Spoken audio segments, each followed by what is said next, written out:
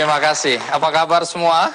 Baik. Saya tidak pernah bosan berbagi cerita tentang orang-orang dengan kisah-kisah inspiratif di acara ini, berkaitan dengan kami menyebutnya pahlawan-pahlawan yang bekerja dalam sunyi, yang sebenarnya banyak terdapat di berbagai daerah di tanah air kita.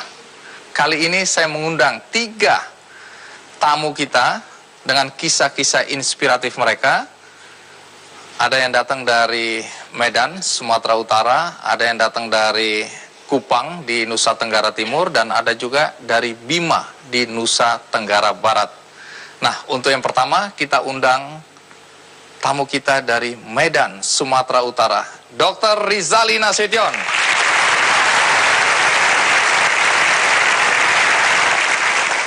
Iya, Dr. Rizali, terima kasih banyak. Ya, terima kasih. Sudah meluangkan waktu untuk datang di acara ini ya. Ya. Silakan duduk. Terima kasih.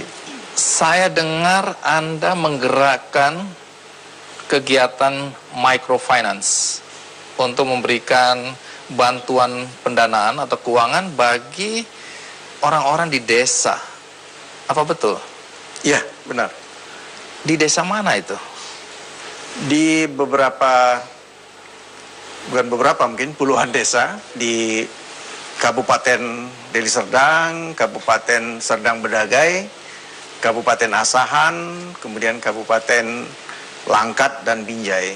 Dan sekarang kita sudah mulai di Kabupaten Mandailing Natal. Berapa banyak orang yang sudah mendapatkan dukungan keuangan yang Anda berikan melalui gerakan yang Anda jalankan ini? Sejak 1999 sampai sekarang ini, Iya. 45.000 perempuan. 45.000 perempuan.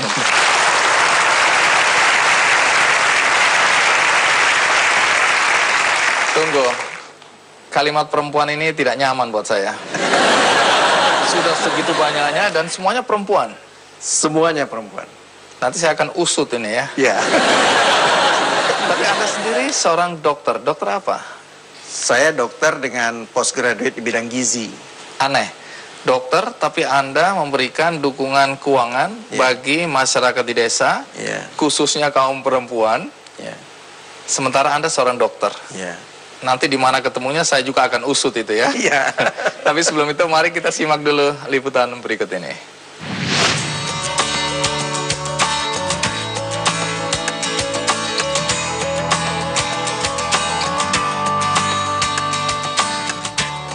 Inilah Rizali Haris Nasution, seorang dokter yang terpanggil melayani masyarakat prasejahtera di berbagai wilayah di Sumatera Utara.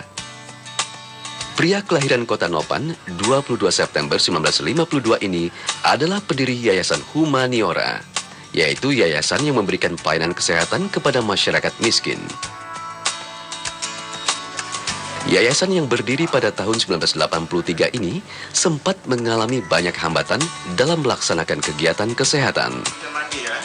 Rizali kemudian sadar bahwa pangkal dari permasalahan kesehatan yang dihadapi masyarakat adalah karena faktor kemiskinan.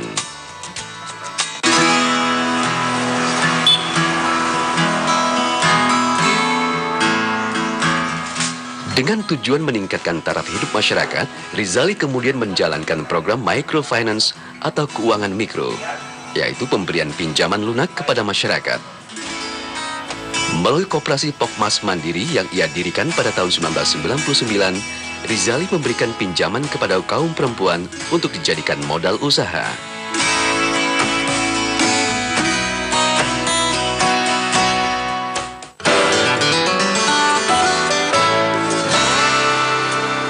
Hingga kini, Rizali telah memberikan dukungan dana kepada lebih dari 45.000 perempuan. 54% dari mereka bahkan sudah terbebas dari kemiskinan. Dengan meningkatnya taraf perekonomian masyarakat, kesadaran mereka untuk hidup sehat pun berangsur-angsur membaik. Kini, setelah kegiatan kesehatan dan program keuangan mikro berjalan baik, Rizali melebarkan aktivitas sosialnya di bidang pendidikan dengan mendirikan perpustakaan gratis. Kedepannya, bapak dari 4 anak ini bercita-cita mendirikan sebuah sekolah bermutu dan rumah sakit untuk masyarakat kurang mampu.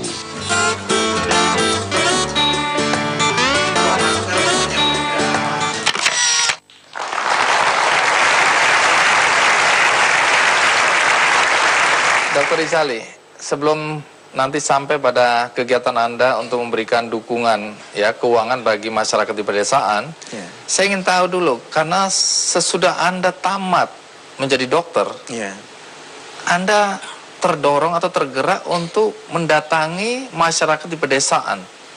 Kenapa begitu? Ya, saya juga tidak bisa pakai sejak mahasiswa. Mungkin salah satu kesenangan saya itu bergerak di komunitas. Sehingga kita tamat pun saya masuk ke dalam komunitas untuk menggerakkan mereka di bidang kesehatan masyarakat. Jadi orientasi masyarakat ketika itu kan saya lihat masih pada menjawab pertanyaan, kalau sakit berobat kemana? Saya ingin mengubah itu menjadi bagaimana supaya tidak sakit. Jadi desa mana yang Anda datangi pertama kali waktu Anda lulus sebagai dokter dan atau Itu sebelum? Di Kecamatan Lubuk Pakam dan Kecamatan Beringin, itu Deli Serdang. Kenapa Anda pilih desa itu? Ya, jawaban sederhananya karena dengan mudah bisa saya datangi dari Medan saja. Bisa 30-40 menit dan saya bisa kembali ke Medan.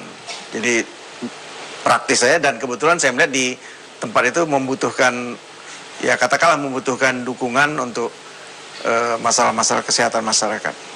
Lalu bagaimana sampai kemudian Anda mulai punya gagasan untuk menjalankan gerakan atau dukungan keuangan bagi kaum perempuan di desa-desa? Sampai dengan tahun 1998 saya merasa ada yang salah dalam cara berpikir saya. Apa yang salah? Yang salah itu saya melihat partisipasi masyarakat rendah. Kemudian keberlanjutan program itu kurang bagus. Artinya ketika, katakanlah misalnya kita masuk ke sebuah desa, kemudian kita bikin kampanye cuci tangan pakai sabun. Wah, orang datang rame, kita sewa keyboard, ada yang nyanyi, ada dangdut, segala macam, lomba ini, mereka semua berdatang. Tapi setelah itu habis. Jadi hit and run saja. Jadi Anda anggap bahwa program-program yang ada waktu itu sporadis sehingga... Jadi intinya adalah kemiskinan. Jadi kenapa mereka tidak peduli atau tidak mau beli sabun, uangnya dari mana begitu? Tapi dari mana tiba-tiba muncul ide microfinance? Nah, jadi saya pikir ini masalahnya masalah kemiskinan. Bagaimana? Jadi program itu tidak bisa hanya meningkatkan derajat kesehatan dan meningkatkan kualitas pendidikan, tapi ini harus terintegrasi dengan meningkatkan pendapatan keluarga. Tapi bagaimana caranya? Saya nggak punya basis ekonomi, nggak punya basis perbankan, nggak punya basis manajemen. Nah, lalu muncul ide ini dari mana? Nah, tahun 98 akhir, ada seorang teman saya warga negara asing, dia kebetulan konsultan di proyek-proyek pembangunan fisik di Sumatera Utara. Dia bilang, nanti saya pinjamkan sama Anda sebuah buku. Buku? Ya, kemudian dia bawakan buku kepada saya, namanya Banker to the Poor. Ini adalah riwayat hidup Profesor Muhammad Yunus dari Bangladesh. Buku itu saya baca, dan kesimpulan saya yang pertama adalah, mana mungkin kita bisa memberikan pinjaman pada orang miskin tanpa agunan, tanpa penjamin, diputihkan kalau meninggal dunia, tidak ada gugatan hukum. Wah, ini tinggal lari aja deh. Siapapun orang dikasih, nah ini ya pinjaman, kalau saya gagal gimana? Ya udah, nggak apa-apa. Besok langsung dia bilang aja, saya gagal. Kalau saya mati, nggak usah ditanggung, nggak usah ahli waris nggak tanggung. Iya. Jadi Anda waktu itu ragu juga? Sebenarnya bukan ragu, tidak percaya pertama. Oh, lebih parah lagi. Lebih parah lagi. Tapi kenapa Anda jalankan juga? Nah, ketika itu teman saya itu bilang, saya ada cuti, saya ingin jalan-jalan ke daerah Pakistan. Saya coba nanti masuk ke Bangladesh untuk melihat itu. Kemudian ternyata dia benar, dia berangkat 2 minggu. Dia pulang, dia bawakan kepada saya satu kotak berisi form-form, foto-foto segala macam, dan dia mengatakan bahwa ini benar, bisa jalan. ini memang bisa jalan. Alasannya apa? Ciri-ciri program itu harus pinjaman harus diberikan pada perempuan. Terus? Kemudian harus pada orang yang sangat miskin. Jadi semakin miskin orang, semakin layak dapat kredit. Dan kemudian di pedesaan. Pedesaan. Nah, di pedesaan. Nah, itu dia bilang, jadi Juni 99 saya dirikan Yayasan Pokmas Mandiri untuk mulai mengelola ini. Modal Anda berapa? 60 juta. Uangnya siapa? Tetean. Tetean itu opo? Nah, Patungan. kumpul patungan. Nah, itu dengan teman-teman. Tetean. Nah, waktu itu kita diskusi, teman-teman bilang, ya udah kita coba saja.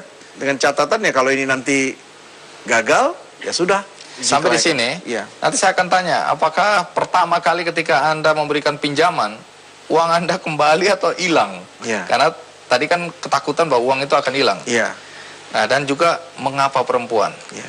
Tapi kita rehat dulu, ikuti terus Ki Candy. Perempuan lebih jujur.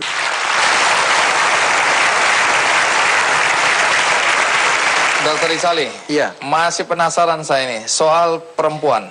Iya. Tadi Anda sudah mengatakan bahwa dukungan keuangan mikro yang Anda berikan selama ini, yang sudah jalan, itu Iya. kepada 45.000 perempuan. Iya. Kenapa harus perempuan? Sebelum saya jawab, kami punya 3 aksioma. Apa itu? Jadi kalau aksioma ini mungkin, kalau guru matematik kita mengatakan garis adalah kumpulan titik-titik, itu Ya. jangan ditanya kenapa. Karena itu namanya aksioma. Jadi nggak usah aksioma- diusut. Nggak ya? usah diusut. Oke. Jadi aksioma kami Baik. 3. Apa itu? Perempuan lebih jujur daripada laki-laki.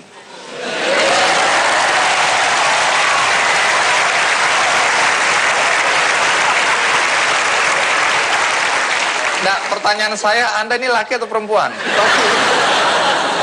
Diragukan.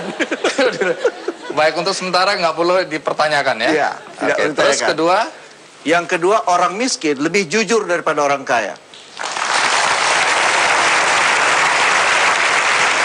ketiga, Orang desa lebih jujur daripada orang kota.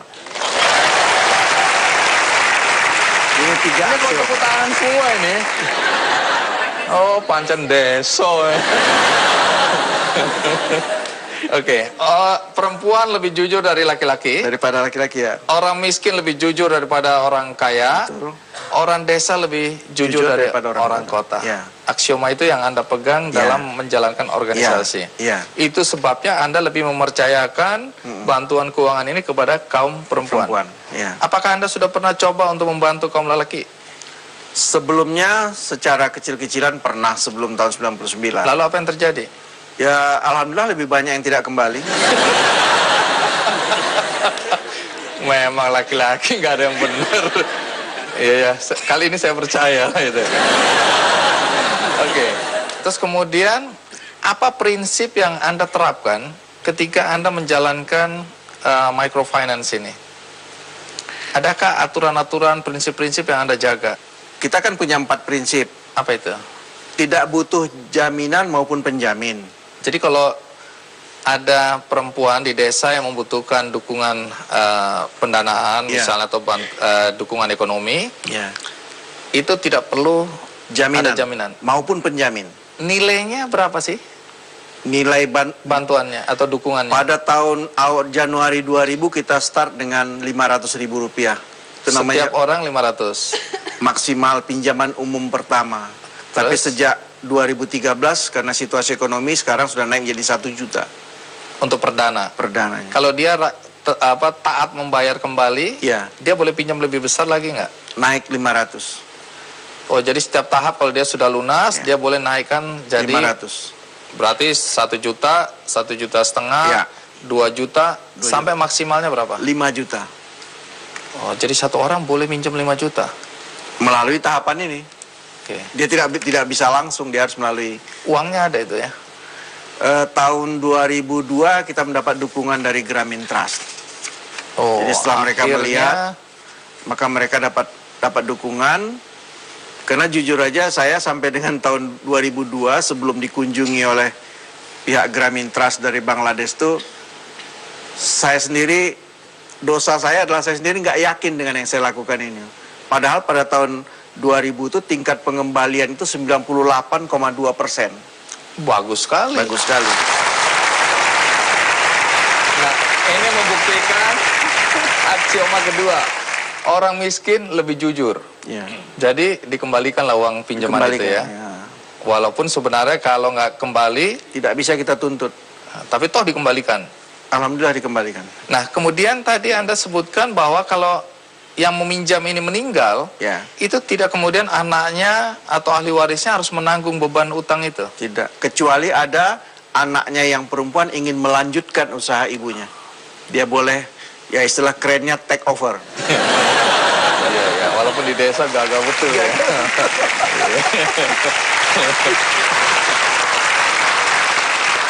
Serumit apa untuk meminjam ini?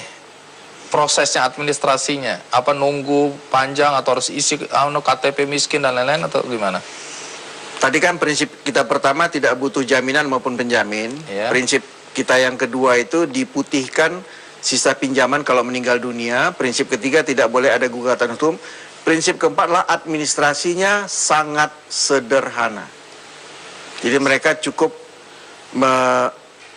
memberitahukan berapa dia mau pinjaman, kemudian ditandatangani oleh kawan-kawannya dalam satu kumpulan. Kita menyebutnya kumpulan, terdiri atas 4 sampai 7 perempuan.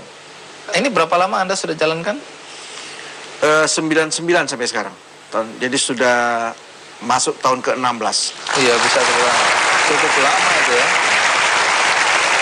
Apakah sudah terlihat ada indikasi meningkatnya kesejahteraan warga di desa dengan gerakan yang Anda lakukan ini? Kita punya 10 indikator untuk menyatakan mereka tidak miskin lagi. Apa itu? Bahwa atap rumah mereka tuh sudah terbuat dari seng, kalau dulunya belum seng, atau dari atap rumbia tapi tidak bocor. Kemudian indikator-indikator lainnya, anak-anaknya yang di atas usia 6 tahun bersekolah. Kemudian mereka bisa punya pakaian yang terpisah. Jadi anaknya ini kalau pulang sekolah Ganti bisa baju untuk main. Ya, sebelumnya umumnya itu kalau dia pulang dari sekolah ya itu juga paling-paling yang disuruh buka ibunya bajunya. Jadi telanjang dada. Telanjang dada, jadi celananya masih celana merah. Nah, itulah beberapa indikator dan mereka bisa mendapat pelayanan kesehatan. Sekarang kita makin terbantu karena ada BPJS, jadi mereka tidak khawatir lagi. Itu juga salah satu indikator kita. Kemudian mereka punya tabungan minimal 600.000. Oh, sekarang sudah menabung malah ya? Iya, itu yang mengejutkan kita. Tadinya meminjam, Iya. sekarang sudah bisa mengembalikan dalam bentuk tabungan. Tabungan, karena mereka itu kan kita bebaskan menabung. Mereka kan tanya sama kita, kalau kami nabung, boleh berapa? Boleh berapa aja? 2.000 boleh, 3.000 boleh, 10.000 boleh. Kita tawarkan, kenapa nggak menabung ke bank? Dia bilang kalau kita tabung ke bank, kita letakkan 100.000, setelah setahun tinggal bukunya. Iya, tergerus oleh bunga ya. Nah, kembali lagi tujuan Anda pertama kali, itu kan sebenarnya untuk meningkatkan kesehatan masyarakat. Iya. Sesudah perekonomian Anda bereskan, tanda kutip ya, Iya. ini menjadi lebih baik. Iya. Lalu tujuan utama ini tercapai atau tidak? Yaitu bagaimana kesehatan masyarakat juga meningkat. Ya, sebagai catatan Bung Andi, 54% dari 45.000 tadi sudah keluar dari kemiskinan dengan 10 indikator. 54%. Nah, jadi kalau mereka keluar dari kemiskinan itu, saya tadi lupa katakan, salah satu indikatornya juga mereka punya WC yang higienis. Jadi otomatis derajat kesehatan mereka meningkat. Lantai rumahnya juga kan tadinya biasanya tanah, sekarang di semen. Jadi berarti tingkat terhadap penyakit menularnya menjadi lebih rendah tingkat penularan. Jadi secara tidak langsung itu sebenarnya sudah meningkatkan tingkat kesehatan mereka ya.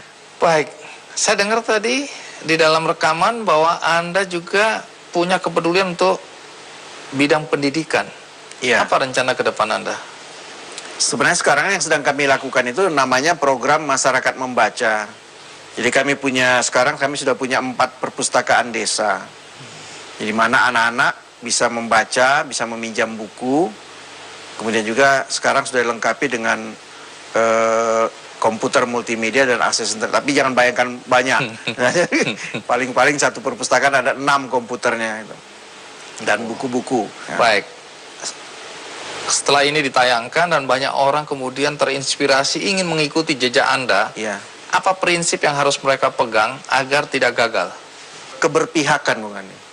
Ya itu saja, ini soal keberpihakan aja. Apa yang Anda maksud dengan keberpihakan? Ketika kita menyatakan kita berpihak pada mereka-mereka yang teralienasi, maka kita nggak pernah merasa lelah. Dan kita nggak pernah merasa rugi. Jadi kalau kita sudah memutuskan keberpihakan kita kemana ya, Itulah dia yang harus kita lakukan. Itu sebabnya maka banyak yang pikir kenapa saya tidak tinggalkan aja praktek dokter gitu. Kenapa nggak aktif? Ini kan sibuk ini. Tapi saya bilang kalau dengan adanya itu, saya tidak hanya menerima dukungan dari yang lain, tapi saya menjadi bagian dari dukungan itu. Baik, ya kita berikan aplaus untuk Dr. Rizali. Baik, Dr. Rizali, terima kasih banyak.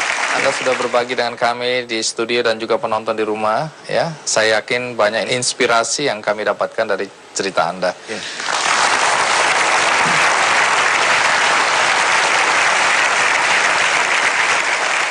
Setelah ini tamu berikutnya datang dari Kupang, Nusa Tenggara Timur. Tepatnya dari penampungan pengungsi ex-Timor Timur.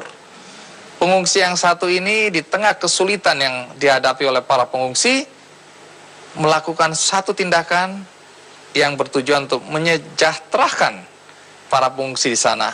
Apa yang dia lakukan? Ikuti Kick Andy. Baik, Dr. Rizali. Ketika Timor Timur memisahkan diri dari Indonesia, tamu kita ini memilih untuk menjadi warga negara Indonesia. Dan dia harus hidup di penampungan pengungsi. Dalam keadaan yang relatif sulit hidup di penampungan, dia menggerakkan satu tindakan yang membuat para pengungsi lebih sejahtera. Apa yang dia lakukan? Mari kita sambut Francisco Ximenez. Francisco, terima kasih banyak sudah datang jauh-jauh. Silakan duduk. Anda sekarang warga Indonesia? Ya, warga negara Kesatuan Republik Indonesia. Oh, harus lengkap menyebutnya.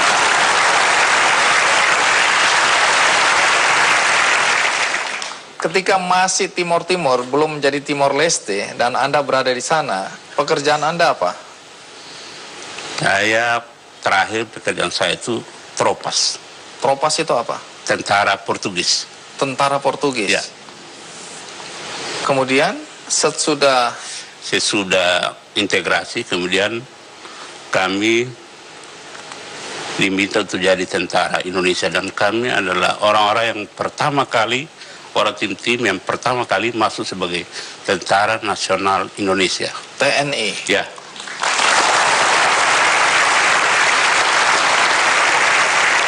Ketika Timor Timur memisahkan diri dan sekarang menjadi Timor Leste, mengapa Anda memilih jadi warga negara Indonesia? Itu adalah pilihan yang sebetulnya gak berat. Tapi mengingat perjuangan kami selama 20 sekian tahun dan sini kami sudah mendarah daging dengan yang namanya Negara Kesatuan Republik Indonesia, di mana pada saat kami untuk menjadi warga negara Indonesia kami harus membayar dengan keringat, darah, air mata, sehingga itu sudah melekat pada diri kami. Dan begitu tim-tim terpisah dari Indonesia, kami eksodus pada tahun 1999 ke Kupang. Anda beserta teman-teman Anda? Ya, serta anak-anak dan teman-teman. Oh, jadi anak-anak dan istri Anda bawa serta? Ya, bawa semua. Anda sekarang tinggal di mana? Sekarang saya tinggal di Naibonat, RT 24, RW 10, Kelurahan Naibonat, Kecamatan Kupang Timur. RT 4, RW 3. Iya, ya, lengkap sekali ya. Ya. Ini perkampungan pengungsi atau bukan? Boleh katakan itu camp. Sebetulnya itu dulu dibuat untuk asrama tentara. Lalu kemudian waktu itu kami juga masih dinas dan kami tinggal di situ. Tapi sampai sekarang kami masih tinggal di situ karena sampai dengan sekarang ini, walaupun sebagian dari kami pemerintah sudah bangun rumah bagi mereka, tapi karena rumah-rumah itu tidak layak huni, jadi masih sebagian walaupun sudah punya rumah masih tinggal di camp. Tinggal di situ. Ya. Baik, Anda sudah pensiun ya? Sudah pensiun, sudah. Pangkat terakhir apa? Sersan Kepala. Sersan Kepala Serta ya? Ya. Tingkat itu politik. Baik, tentu kita sudah penasaran apa yang dilakukan oleh Pak Siko di daerah perkampungan pengungsi yang mengubah masyarakat yang tadinya sulit atau susah di sana menjadi lebih sejahtera. Tapi sebelum itu, mari kita simak dulu liputan berikut ini. Menjadi tua dan pensiun dari aktivitas sebagai anggota TNI tidak membuat Francisco Ximenez hanya duduk diam sambil menikmati hari tuanya. Justru sebaliknya, hari-harinya disibukkan dengan berbagai kegiatan sosial bagi masyarakat pengungsi dari Timor Timur yang dikenal dengan istilah warga baru. Pria yang akrab disapa Bapak Siko ini tinggal di Kelurahan Naibonat, Kecamatan Kupang Timur, Nusa Tenggara Timur, sebagai warga ex-Timor Timur. Di desa inilah Bapak Siko mencurahkan waktu, tenaga, dan pikirannya untuk meningkatkan kesejahteraan warga baru. Contohnya dalam bidang pendidikan. Saat ini Bapak Siko menjadi komite dalam 4 sekolah sekaligus. Di antaranya adalah di SD Katolik Naibonat, SMP 4 Kupang, SMA 2 Kupang Timur, dan SMA Perikanan Kupang Timur. Sementara di bidang kemasyarakatan, Bapak Siko juga aktif dalam pemberdayaan kelompok tani dengan mendorong sektor ekonomi seperti pengelolaan lahan atau sawah, pengadaan air bersih, pengelolaan kain tenun lokal, hingga pengembangan peternakan kambing dan sapi. Baginya, masih banyak tugas yang harus dilakukan untuk menyadarkan generasi muda, khususnya warga baru, untuk meninggalkan budaya negatif seperti minum minuman keras, berjudi, dan bentuk-bentuk kekerasan yang lain untuk bisa lebih maju dan sejahtera. Kepedulian terhadap sesama dan peran aktif dari pemimpin lokal seperti Bapak Siko merupakan contoh dan bentuk nyata perjuangannya dalam membangun bangsa.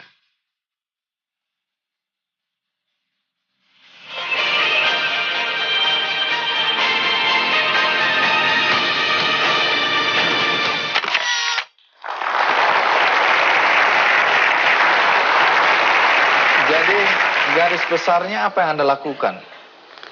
Garis besarnya itu adalah kami memanfaatkan waktu yang ada. Kebetulan kami juga kenal banyak LSM yang punya hubungan dengan luar maupun dalam, sehingga begitu teman-teman itu menginformasikan kepada saya bahwa ada bantuan dari luar yang bisa dimanfaatkan oleh warga baru untuk mensejahterakan diri, ya saya lalu kemudian mengkoordinir kita punya warga baru untuk kemudian bentuk kelompok, lalu bisa berbuat sesuatu bagi dirinya. Nah, sebelum ada kegiatan semacam ini, kondisi para pengungsi atau warga baru, Anda menyebutnya warga baru ya, Ya. di pengungsian seperti apa? Karena saya pernah ke tempat pengungsian atau kamp pengungsian di Atambua, ya, 8 jam dari Kupang. Saya juga pernah ke Tuapukan, juga lihat kondisi teman-teman yang ada di penampungan pengungsi. Kondisinya mengenaskan. Apakah hal yang sama terjadi di tempat Anda, Naiboat? Hampir sama, hanya waktu itu di tahun 2005, barangkali saya cerita sedikit. Ya. Waktu itu kebetulan ada proyek untuk membuat perumahan bagi warga, lalu kemudian kami diminta untuk koordinir itu. Kami tidak pernah lihat yang namanya uang, tapi koordinir untuk kemudian ada sesuatu yang baik, barangkali kita bisa jadikan itu sebagai modal untuk warga. Saya kira waktu itu yang saya pikirkan, dan memang betul sesudah rumah itu dibuat oleh pihak pemerintah, lalu kemudian di situ ada UNDP. Itu salah satu LSM di bawah naungan PBB. Ya, kebetulan dia bantu kami dengan dana 100 juta untuk satu kelompok.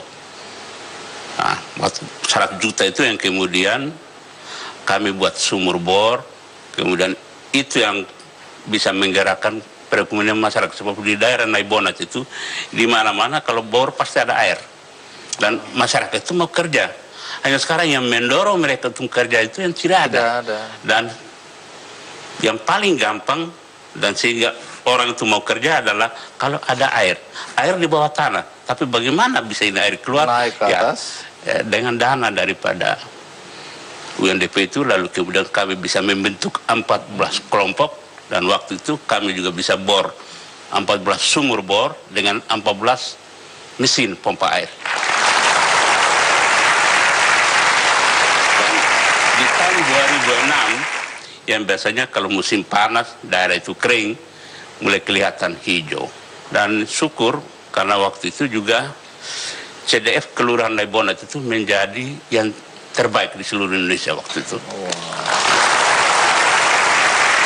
Ya, saya dengar di berbagai penampungan sampai hari ini masih banyak keinginan atau masih banyak orang-orang ex Timor Timur yang punya keinginan untuk kembali ke Timor Leste. Mereka merasa menderita. Apa persoalan utama yang Anda lihat kalau di penampungan? Persoalan utama itu sebetulnya persoalan tanah, lahan untuk usaha, juga lahan untuk pemukiman. Kalau dia sebagai petani, lalu kemudian dia punya hobi bertani, lalu kemudian kalau dia tidak ada tanah, itu sama dengan insinyur yang tidak punya kerja. Tempat Anda menggarap tanah lahan itu lahannya siapa? Tanahnya siapa? Itu kebanyakan itu lahan warga lokal dan lahan pemerintah yang belum dimanfaatkan. Dan waktu kami datang itu masih hutan gewang, dan kalau itu tidak ada barangkali ya bagaimana mungkin sudah banyak yang kembali ke tim-tim, karena orang tinggal di mana bagaimanapun dia hidup makan kenyang dulu baru dia bisa bertahan di tempat itu. Tapi karena Tuhan Maha Adil dan waktu kami datang itu lahan juga masih kosong. Waktu kami belum datang di tempat itu kalau orang bor air 70 meter belum tentu dapat. Begitu kami habiskan itu hutan, bikin kebun, bikin sawah, bor 10 meter bisa dapat air. Nah, ini yang orang bilang orang tim-tim itu datang bawa air. Saya bilang tidak.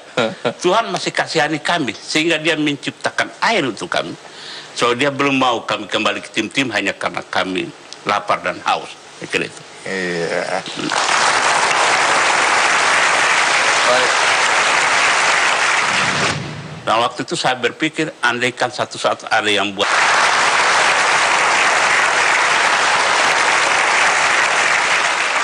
Pak Siko, kita lanjutkan ya. Ini berkaitan dengan anak Anda. Jadi Anda punya berapa anak? 3 orang anak. 3 orang. Terus saya dengar yang satu akhirnya memilih untuk menjadi warga negara Timor Leste. Anda izinkan? Waktu itu saya tidak izinkan. Mamanya yang antar ke bandara. Saya tidak antar karena memang saya tidak izinkan. Saya maunya itu kalau bisa dia tinggal di sekolah dan tinggal di Indonesia dan lanjutkan sekolahnya. Dia sudah bidan, sudah kerja waktu kami datang. Tapi begitu calon suaminya telepon, dia kata bapak saya harus pulang karena Agus ada telepon. Jadi cinta pada kekasih ini mengalahkan cinta pada keluarga ini. Betul. Jadi kan begini, begitu dia pulang, waktu sore saya pulang dari, waktu itu saya tugas di Naibonat tapi masih tinggal di Kupang. Begitu saya pulang, saya bilang, begini kah perang, orang tua harus terpisah dari anak. Dan waktu itu saya berpikir, andaikan satu saat ada yang buat film tentang ini, pasti rame nih. Tunggu dulu, Anda dalam keadaan sedih itu masih terpikir banget. Kita nonton film, kita lihat bagaimana orang tua berpisah, biasanya film Vietnam, perang Vietnam. Gara-gara konflik, keluarga jadi korban. Keluarga jadi korban, orang tua harus berpisah dari anak, anak harus berpisah dari orang tua. Waktu itu saya berpikir, andaikan suatu saat ada yang buat film seperti ini, saya kira pasti orang banyak yang barangkali sedih, campur senang barangkali. Karena begini. Senangnya di mana itu? Ternyata pada tahun 2011, ya, saya juga diminta untuk main film itu. Jadi akhirnya dibuat film? Ya di Eagle Awards. Oh. Film yang berjudul Adeus Timor Lorosai. Selamat tinggal Timor Lorosai waktu itu. Oh jadi Anda ini sebenarnya aktor ya? Jelek-jelek begini aktor rupanya. Kembali ke soal bagaimana Anda dan masyarakat di pengungsian itu mencoba bangkit dari keterpurukan ya. Jadi sekarang ini kesejahteraannya sudah baik? Memang kalau mau dibilang itu mungkin kami agak jauh lebih sejahtera sedikit daripada warga lokal. Tapi ini kan kegiatan Anda melibatkan warga lokal juga kan sebagai... Ya, sebagian 30%-nya warga lokal. Jadi itu ada apa saja di sana? Saya dengar ada ternak lele. Ya, Ada ternak sapi. Ya. Apalagi kegiatan sana? Jadi terus ada bantuan ternak babi juga ada. Oh, bantuan dari mana? Bantuan dari Presiden untuk masyarakat berpenghasilan rendah. Sapi juga ya saya dengar. Sapi, terus sapi itu untuk satu kelompok itu dapat 120 ekor. Dan Lele. kalau lele itu adalah untuk ibu-ibu. Ibu-ibu lagi. Kenapa lele untuk ibu-ibu? Karena ini biasanya ibu-ibu itu mereka itu lebih suka tanam bunga. Padahal bunga itu tidak bisa dimakan. Ada program untuk memanfaatkan itu pekarangan dengan jangan hanya menanam Bunga, tetapi menanam benih lele. sayur dengan benih lele dan ternak ayam. Kenapa lele bukan ikan lain? Apa karena lele ada kumisnya?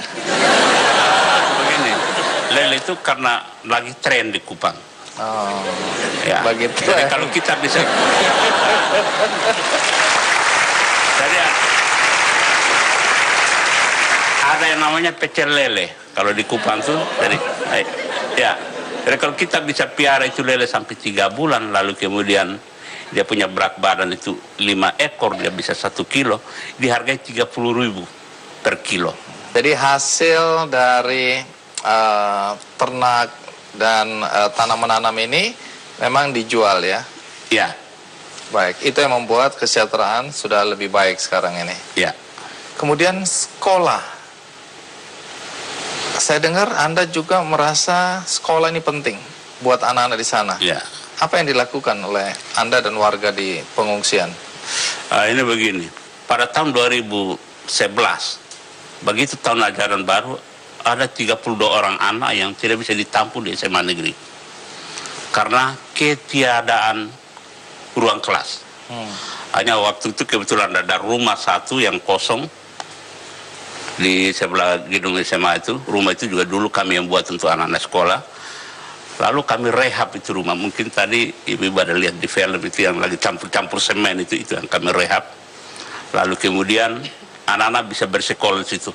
Hanya karena pendek, pada waktu begitu panas, anak-anak itu dengan Pak Guru keluar untuk sekolah di bawah pohon dulu. Nah, tapi kita harus bersyukur karena entah ada hubungan atau tidak, tapi pada tahun 2011 begitu saya habis main film dan film itu diputar. Film lagi. Selang 2 minggu, ibu guru kepala sekolah dipanggil ke Jakarta. Panggil ke Jakarta, lalu ibu guru kepala sekolah pulang, Bab Siko, kita dapat 2 ruang kelas baru. Wow. Dan begitu saya main film, banyak yang tanya, ini Bab Siko kaya nih, pasti dia Sudah bintang film kaya. begini pasti ada uang. Saya bilang, ya saya ada uang. Ada yang tanya, Bapak waktu main film dapat berapa? Saya bilang, saya dapat 2 ruang kelas baru. Kenapa Pak Siko mau capek-capek, berlelah-lelah untuk ngurusin warga di penampungan? Barangkali ini sudah panggilan jiwa. Sebab bagaimanapun saya sering kalau saya tidak urus orang, kadang sakit. Jadi badan nggak enak kalau nggak ngurusin orang ya? Kalau tidak urus orang sakit. Hanya memang kita urus orang itu gampang-gampang susah. Bahkan banyak yang kita urus. Satu mau A, satu mau B. Tapi dengan penuh kesabaran dan kita harus berdoa. Bahwa Tuhan bisa berkati dan hasil usaha kita itu bisa ada kemajuan. Baik. Pak Siko, terima kasih banyak nih ya. Ya. Paling tidak kami tahu bahwa di kamp penampungan pengungsi masih ada harapan. Ini membesarkan hati teman-teman kita yang lain di kampung pengungsi lain, bahwa kalau ada usaha, ada keinginan, dan dengan doa, maka kita bisa memperbaiki kehidupan kita. Terima kasih. Ya.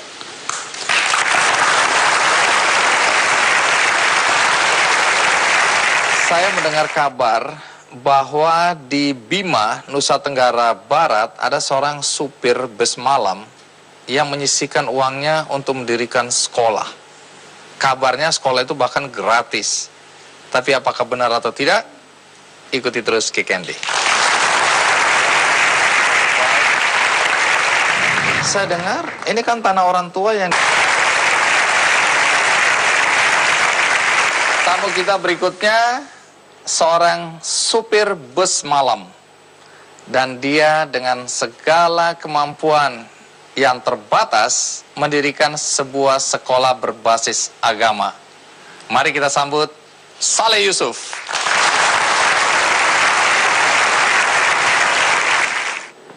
Anda siapa? Siapa? Alan. Alan. Yang saya mau undang ini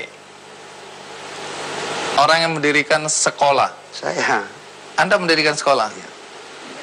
Sekolah agama? Benar. Tampangnya gini.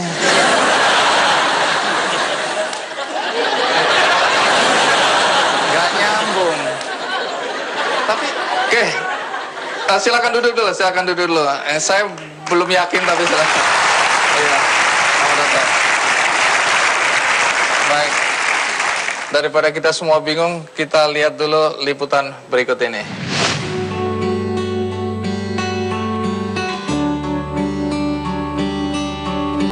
Besar, rambut gondrong, dan seorang supir bus malam. Dialah M. Saleh Yusuf.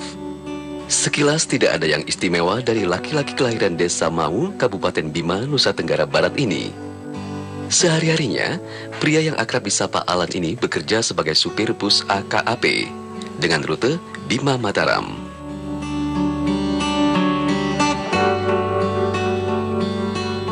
Namun siapa sangka, di balik penampilannya yang garang, Alan memiliki jiwa sosial yang tinggi. Berawal dari keprihatinan melihat anak-anak desanya yang tidak mampu sekolah serta kurangnya pengetahuan agama, Alan bertekad untuk mendirikan sekolah agama tingkat TK dan SD. Tekad yang kuat ini kemudian didukung oleh keluarga dan beberapa temannya. Alan pun mulai menyisihkan sebagian upahnya sebagai supir bus malam untuk membangun sekolah. Pada tahun 2008, berdirilah Madrasah Ibtidaiyah Swasta Darul Ulum di desa kelahirannya. Meski hanya terbuat dari kayu dan bilik, madrasah ini sangat besar dirasakan manfaatnya bagi warga sekitar, terutama anak-anak. Di sini mereka dapat sekolah tanpa mengeluarkan biaya apapun alias gratis. Seluruh biaya operasional sekolah, bahkan gaji guru, ditanggung oleh Alan sendiri. Seiring berjalannya waktu, Alan mempunyai mimpi agar madrasah yang dibangunnya dapat terus berkembang dan membantu lebih banyak lagi warga di tanah kelahirannya. Melalui pendidikan ini, Alan berharap masa depan serta kehidupan masyarakat di desanya semakin sejahtera.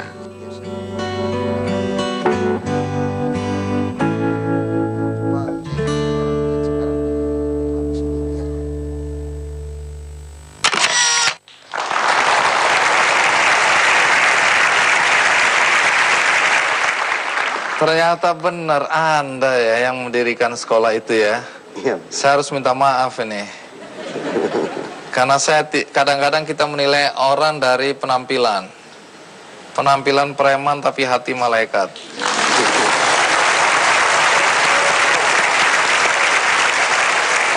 Jadi Anda benar profesinya sebagai supir bus malam? Iya, saya benar sebagai profesi supir bus malam. Sudah berapa lama jadi supir bus? Saya sudah hampir 20 tahun. Bus malam jurusan mana? Dari mana ke mana? Pertama, bus malamnya Bima Jakarta.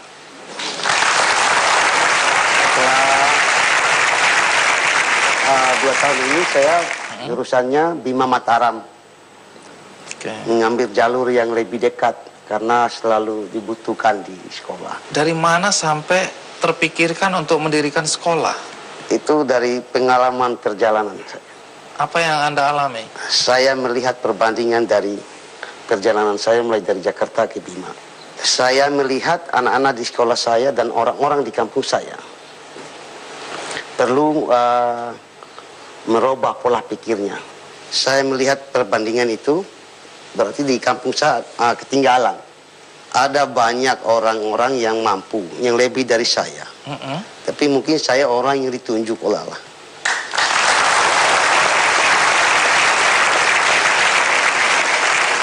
Orang-orang selalu mengatakan belum pantas penghasilan seperti saya untuk membangun sebuah sekolah. Menarik ya. Kita membayangkan gaji supir bus malam. Tentu tidak luar biasa, ya. Kalau boleh tahu nih, kalau boleh tahu aja. Sebulan sebagai supir bus Anda bisa menghasilkan berapa uang rata-rata? Saya paling dapatkan sebulan itu paling tinggi 2,5 juta. Kalau Anda sakit tidak nyupir, apakah masih tetap digaji juga? Tidak. Oh, jadi gaji Anda tergantung Anda bekerja, Iya. nyupir atau tidak? Iya. Nah, dengan kondisi itu, lalu dari mana uang untuk mendirikan sekolah? Itu untuk mendirikan sekolah ada tabungan saya. Saya punya tabungan hanya untuk mendirikan gedungnya aja, kan seadanya. Tanah itu kan tanah orang tua saya. Saya dengar, ini kan tanah orang tua yang disimpan untuk naik haji. Iya. Nggak keberatan Anda pakai? Saya memberikan sebuah penjelasan pada orang tua saya. Artinya naik haji itu seperti apa. Seperti apa? Jadi tujuannya lebih bagus untuk membangun yayasan ini. Apabila sekolah ini maju, setelah mati nanti ibu bapak saya lebih sejahtera lagi.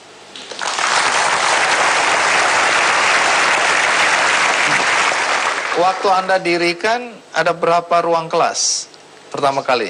Saya dirikan dulu ada 3 ruang kelas. Berapa murid pertama kali? Murid yang pertama belajar di kali situ? kan saya orang tampan seperti ini sulit untuk dipercaya. Saya dari tadi mau ngomong gitu nggak enak ya. Untung Anda duluan ngomong ya. Bagaimana Anda meyakinkan para orang tua, ya, katakanlah Anda datang ke rumah saya, Ya. terus Anda bilang anaknya disekolahkan aja di tempat saya. Ya, saya saya jualkan programnya. Oh, bagaimana cara Anda Program jualan? yang berbeda dengan sekolah-sekolah lain. Apa yang Anda jual waktu itu? Saya menjualnya memberikan program di luar jam sekolah yang tidak mengganggu aturan dari pemerintah jam sekolah itu. Saya memberikan pekerjaan untuk anak-anak itu. Apa itu? Dia bekerja sambil bermain. Saya suruh tanam cabai, tanam sayur-sayuran, terus saya gaji walaupun tidak punya hasil yang banyak. Tapi itu adalah pelajaran untuk dia. Dia bisa nanti dia sudah tamat sekolah dia bisa bekerja, Pak. Dengan ilmu pengetahuan yang Anda berikan itu ya, Iya. kelihatannya sepele, Sepele tapi penting. kelihatannya. Tapi ya dia akan bisa bekerja dan senang bekerja dengan itu nanti. Memperkenalkan alam di sekitarnya. Berapa murid pertama di sekolah Anda ketika pertama kali didirikan? Dan bagaimana sampai orang tua percaya bahwa anaknya bisa, tanda kutip, sekolah dengan baik di tempat Anda? Pertama anak murid di sekolah saya 9 orang. Setelah 9 orang itu punya ilmu yang berbeda dari sekolah-sekolah lain. Rame-rame orang tuanya pindahkan anaknya ke sekolah saya.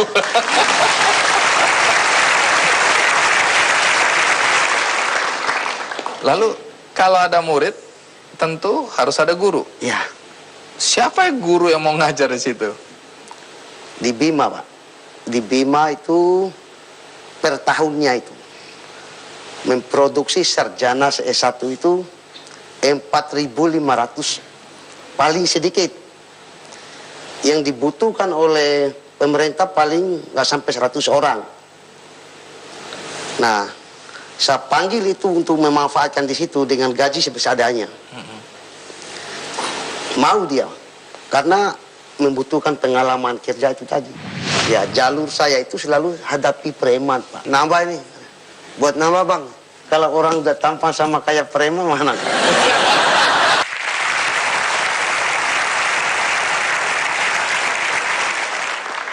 Bung Alan, tadi Anda mengatakan bahwa pada awal mendirikan sekolah itu muridnya hanya 9 ya. Kalau boleh tahu sekarang muridnya berapa? Udah hampir 100 lebih.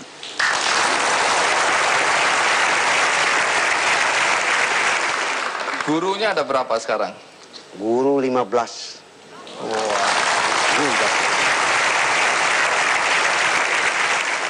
Tadi Anda sebutkan bahwa guru-guru ini memang juga punya keinginan untuk mengabdi di tempat Anda. Iya. Tapi berapa gaji mereka? Dengan kemampuan Anda sebagai supir bus, saya minta maaf, Iya. berapa Anda bayar guru-guru itu? Saya udah kasih tahu punya perjanjian awal dengan saya. Setengah aja saya bayar, setengahnya sumbangan. Sesuai dengan pendapatan saya, tergantung volume pendapatan saya. Misalnya 2,5 juta, 1,5 juta harus untuk saya bayar gaji guru. Saya suruh bagikan uang itu. Nanti Mereka- pas sekolahnya yang bagikan. Mereka mau? Mau.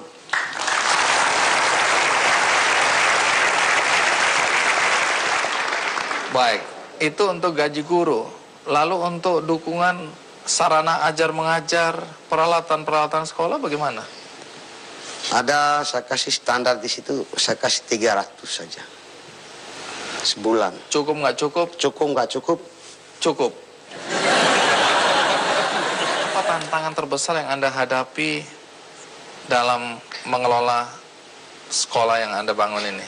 Yang saya lakukan ini sesuai dengan pedoman dalam agama saya, Quran. Apa itu? Membantu agamanya Allah akan dipermudahkan. Tidak ada kesulitan. Setiap kesulitan selalu ada jalan keluarnya. Tantangannya ya, kalau kita mengharap di bantuan pemerintah kan ada tantangan. Tapi itu kan saya tidak berharap seperti itu. Tunggu dulu, Bukan- saya perhatikan gaya ngomong Anda kayak Bang Roma Irama ya.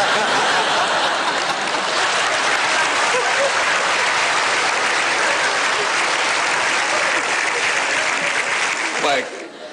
Lalu bagaimana Anda meyakinkan orang tua bahwa sekolah itu penting? Saya mendekatkan diri pada orang tuanya ke rumahnya, memberi penjelasan per orang bahwa kalau anak ini tidak sekolah Mm-mm. akan terjadi ya seperti mabuk-mabukan di jalan. Seperti itulah anak-anak ibu bapak nanti. Sekali lagi saya harus minta maaf. Kalau yang ngomong orangnya seperti Anda begini, orang tua bisa percaya atau tidak? Bisa percaya karena dia melihat bukan rambut saya yang dia lihat.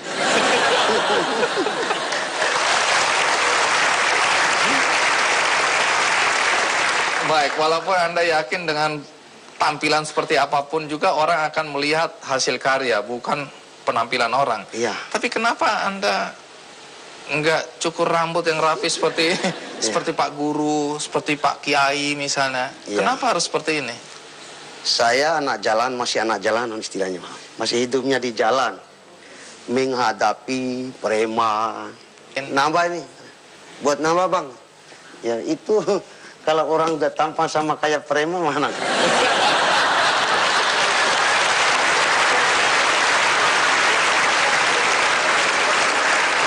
Gak berani minta nambah. Baru saya paham, baru saya paham. Lanjutkan, silakan. Dengan kondisi tadi, maaf ya, saya lihat sekolah Anda sangat-sangat sederhana. Bagaimana Anda dan guru-guru bisa tetap semangat? Apa yang membuat Anda dan guru-guru tetap semangat? Saya punya program ke depan. Karena bukan hanya membangun sekolah. Membangun sekolah itu harus didampingi dengan program, Pak. Program saya ke depan adalah sebuah sekolah yang bisa berdiri sendiri dengan hasil sekolah ini. Dengan memanfaatkan alam di sekitar. Laut, ternak, pertanian gitu. Nanti dibiayai oleh itu sekolah itu. Itu yang membuat Anda semangat Iya. ya. Terakhir, harapan Anda apa? Harapan saya sesuai dengan Pak Jokowi bilang itu revolusi mental itu tadi. Bagaimana supaya mendukung program yang saya lakukan untuk menjadi contoh pada negara Indonesia. Supaya Indonesia tidak harus membiayai sekolah terus. Itu berapa triliun negara ini membiayai pendidikan. Tidak pernah putus untuk membiayai pendidikan. Saya akan membangun sampai perguruan tinggi. Dengan memanfaatkan alam di sekitar.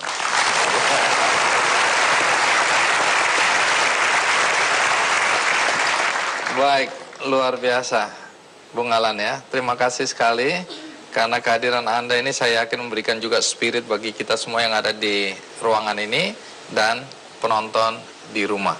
Sekali lagi, terima kasih. Iya.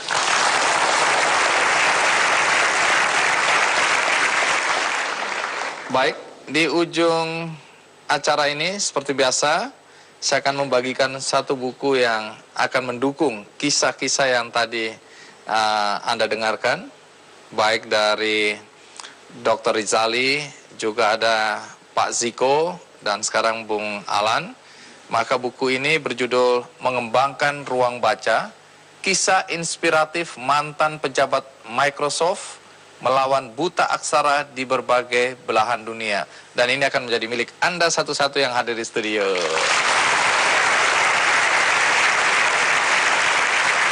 Dan sebelum kita akhiri Kick Andy pada kesempatan ini, saya minta Ketua Yayasan Kick Andy untuk tampil di depan dan mohon kepada para narasumber untuk juga bisa hadir ke atas panggung. Kick Andy Foundation itu punya gerakan buku, jadi tadi kami dengar buku, jadi mudah-mudahan Kick Andy Foundation bisa memberikan kontribusi buku untuk anak-anak di tempat Anda berada ya. Baik, ini dukungan buku bagi Pak Siko dari Kick Andy Foundation. Begitu juga untuk Dr. Rizali dan Bung Alan.